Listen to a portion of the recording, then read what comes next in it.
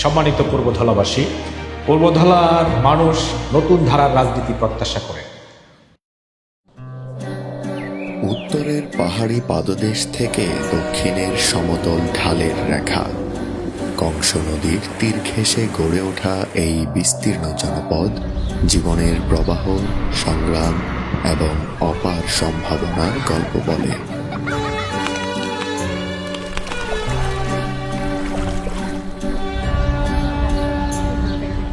এখানকার মেঠোপথ, প্রান্তর, শান্ত শীতল নদী, খাল বিলের আঁচলে মোড়ানো বসত ভিটা সবই যেন বাঙালি আত্মার এক অনন্য ক্যানভাস।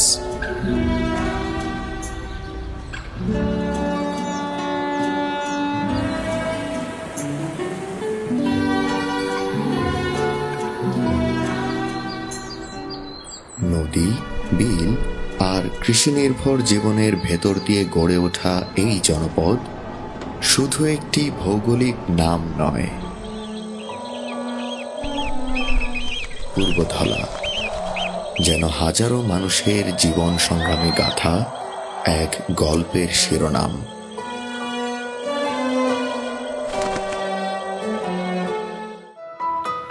সুপ্রিয় পূর্বধলাবাসী, পূর্বধলা জনপদ আমার একটি চিরচেনা জনপদ। এই জনপদের আমার বেড়ে ওঠা, এখানকার মানুষের সাথে নিবিড়ভাবে মেশার আমার সুযোগ হয়েছে। পড়াশোনা শেষ করেই চলে এসেছি এই জনপদে। এখানকার প্রতিটি অঞ্চলে, প্রতিটি গ্রামে, প্রতিটি মহল্লায় আমি পায়ে হেঁটে বিচরণ করেছি।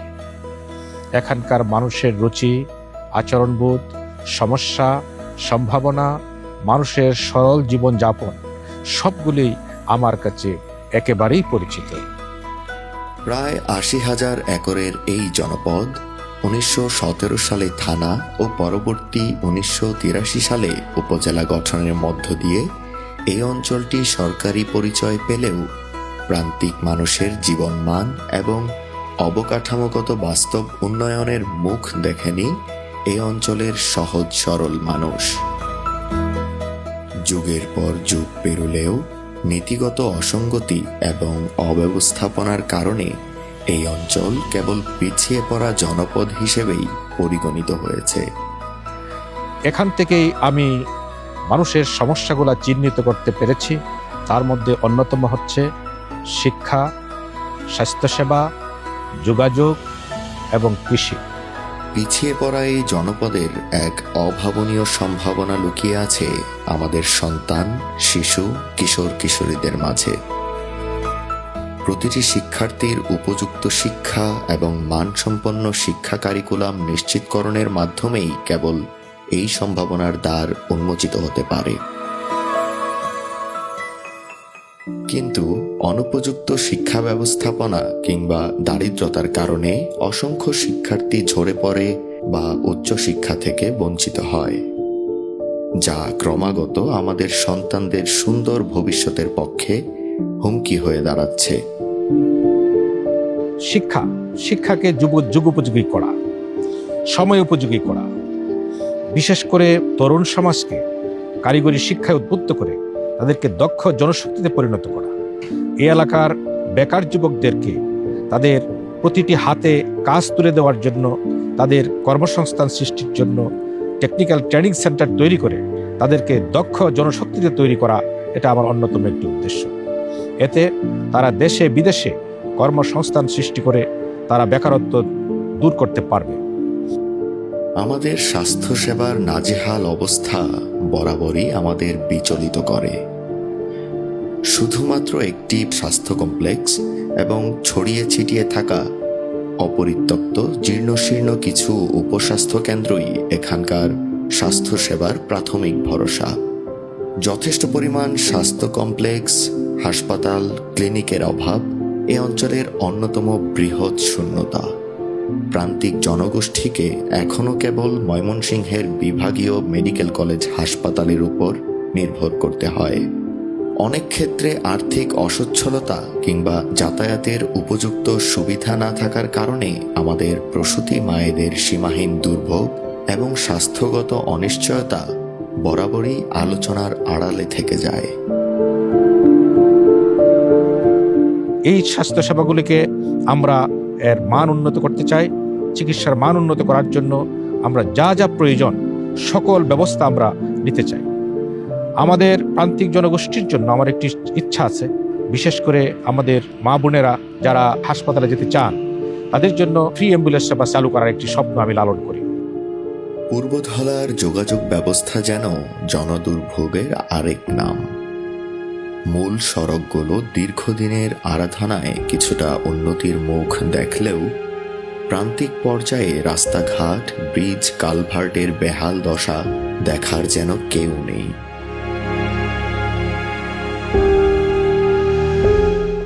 বর্ষাকালে কাঁচা আধা পাকা রাস্তাগুলো রীতিমতো চলাচলের অযোগ্য হয়ে পড়ে।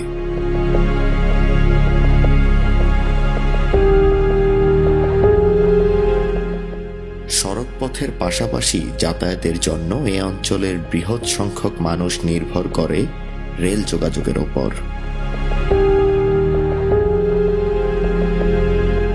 তবে প্রত্যন্ত অঞ্চলের রেলওয়ে স্টেশনগুলো অব্যবস্থাপনার কারণে প্রায় পরিত্যক্ত অবস্থায় জীর্ণশীর্ণ হয়ে দাঁড়িয়ে আছে কালের সাক্ষী হয়ে।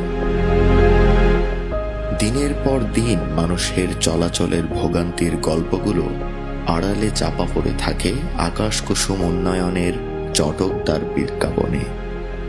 আমাদের যাতায়াত ব্যবস্থার যে দুরবস্থা, এখান থেকে উত্তরণের জন্য আমরা টেকসই উন্নয়নের বাস্তবমুখী ব্যবস্থা নেব এবং সেখানে কোনো প্রকারের দুর্নীতি আমরা এলাও করব না।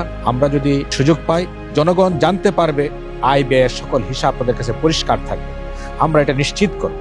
আমি আপনাদেরকে প্রতিশ্রুতি দিতে চাই যে আপনাদেরকে কোনো রাজনৈতিক নেতা বা কোনো কর্মকর্তাকে বরাদ্দের অংশ থেকে কোনো কমিশন দিতে হবে না।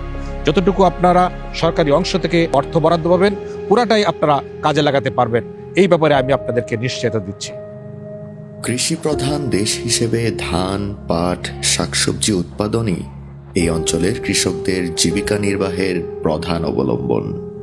কলকারখানা না থাকলেও কৃষকের ঘাম ঝরানো অক্লান্ত পরিশ্রম এবং তাদের উৎপাদিত ফসল টিকিয়ে রেখেছে এখানকার গ্রামীণ অর্থনীতিকে। তবে ভাগ্যের চাকা যেন থমকে আছে প্রান্তিক কৃষক কিংবা খামারির। তাদের অক্লান্ত পরিশ্রমের ন্যায্য পাওনাটুকু যেন আজ পর্যন্ত কেউ নিশ্চিত করতে পারেনি। কৃষিকে আধুনিকায়নের কোনো বিকল্প নেই। কৃষিকে আধুনিকায়নের জন্য যে ধরনের মেশিনারিজ, যন্ত্রপাতি প্রয়োজন তা কৃষকদের কাছে সহজ মূল্যে, সহজলভ্যে পৌঁছানোর জন্য আমরা সুব্যবস্থা করব ইনশাআল্লাহ। পাশাপাশি কৃষক যাতে তার উৎপাদিত পণ্যের ন্যায্য মূল্য পায়, আমরা এটা নিশ্চিত করব। কৃষকদের জন্য রাষ্ট্রের পক্ষ থেকে প্রশিক্ষণের সুব্যবস্থা থাকে। বাস্তব সত্য হচ্ছে, প্রকৃত কৃষক যারা, তারা এই প্রশিক্ষণ থেকে বঞ্চিত হয়। ইনশাআল্লাহ আগামী দিনে প্রকৃত অর্থেই যারা কৃষক, তারা সেই প্রশিক্ষণের সুবিধা পাবে। তাদেরকে কেবল প্রশিক্ষণের আওতায় এনে বাংলাদেশের কৃষিকে, আমাদের এই জনপদের কৃষিকে আরো সমৃদ্ধ করা হবে। সহজ সরল, আত্মবিশ্বাসে বলীয়ান পূর্বধলার সকল শ্রেণী, পেশা, ধর্ম ও বর্ণের মানুষ এবার এক পরিবর্তনের ডাক দিয়েছে। তারা পুরনো সকল গ্লানি মুছে এক নতুন বন্দোবস্তের দিকে ধাবিত হতে চায়। এর মাধ্যমেই তারা ফিরে পেতে চায় ইনসাফ, অধিকার, আত্মমর্যাদা এবং নিরাপত্তা। সম্মানিত পূর্বধলাবাসী, পূর্বধলার মানুষ নতুন ধারার রাজনীতি প্রত্যাশা করেন। পুরনো সেই বস্তা পচা রাজনীতি, প্রতিহিংসার রাজনীতি, লুটপাটের রাজনীতি, প্রতারণার রাজনীতি থেকে জনগণ বেরিয়ে আসতে চান। জনগণকে এক নতুন ধারার রাজনীতি উপহার দেওয়ার জন্যই আমরা কাজ করে যাচ্ছি। সেই রাজনীতি হবে পূর্বধলা গড়ার রাজনীতি, নাগরিকদের সম্মান প্রতিষ্ঠার রাজনীতি, সকল মতের, সকল পেশার, সকল ধর্মের লোক সাথে নিয়েই আমরা পূর্বধলাকে গড়তে চাই। আমাদের স্লোগান হচ্ছে, সবার বাংলাদেশ, সবাই মিলে বাংলাদেশ। মাসুম মুস্তফা এই জনপদের একজন মাটি ও মানুষের সন্তান, যিনি শুধু রাজনীতিবিদ নন, একাধারে তিনি একজন স্বনামধন্য শিক্ষক, শিক্ষাবিদ এবং চিন্তাবিদ, যার অক্লান্ত পরিশ্রম ও আন্তরিক প্রচেষ্টায় এই অঞ্চলের মানুষ স্বপ্ন দেখেছে এক নতুন আগামীর। সকলের কাছে তিনি একজন আদর্শের প্রতীক। তার নেতৃত্বেই পূর্বধলা এক নতুন দিগন্তে প্রবেশ করবে বলেই বিশ্বাস করেন পূর্বধলার আপামর জনসাধারণ। সম্মানিত পূর্বধলার ভোটার ভাই ও বোনেরা, দেশে বিদেশে অবস্থানরত সম্মানিত ভোটার ভাই ও বন্ধুগণ, আপনারা জানেন আগামী 12 ফেব্রুয়ারি ত্রয়োদশ জাতীয় সংসদ নির্বাচন অনুষ্ঠিত হতে যাচ্ছে। সেই নির্বাচনে আপনারা যদি আমাকে ভোট দিয়ে সহযোগিতা করে বিজয়ী করেন, ইনশাআল্লাহ আমি আপনাদেরকে প্রতিশ্রুতি দিচ্ছি, আমি যদি এমপি হতে পারি তাহলে আমি জামাতের এমপি হব না, আমি হব এই জনপদের সকল মানুষের এমপি। আমি দল মত নির্বিশেষে, জাতি ধর্ম বর্ণ নির্বিশেষে সকলের প্রতিনিধি হতে চাই, সকলের সেবায় নিজেকে আত্মনিয়োগ করতে চাই। আমি আপনাদেরকে প্রতিশ্রুতি দিয়ে গেলাম, এই জনপদ হবে জনতার জনপদ, পূর্বধলা হবে একটি আদর্শ উপজেলা, এই জনপদ হবে দুর্নীতিমুক্ত একটি উপজেলা, এই উপজেলা হবে একটি জুলুম এবং হয়রানি মুক্ত একটি উপজেলা। এজন্য আমি আশা করি আপনারা আমাকে ন্যায় এবং ইনসাফের প্রতীক দাঁড়িপাল্লায় ভোট দিয়ে আমাকে বিজয়ী করবেন, এই জনপদের পক্ষে মহান পার্লামেন্টে দাঁড়িয়ে কথা বলার সুযোগ করে দেবেন। এই প্রত্যাশা রেখেই আপনাদের সকলকে ধন্যবাদ জানিয়ে আজকের মতো এখানেই বিদায় নিচ্ছি। আল্লাহ হাফেজ। বাংলাদেশ জিন্দাবাদ, বাংলাদেশ জামাত ইসলামী জিন্দাবাদ।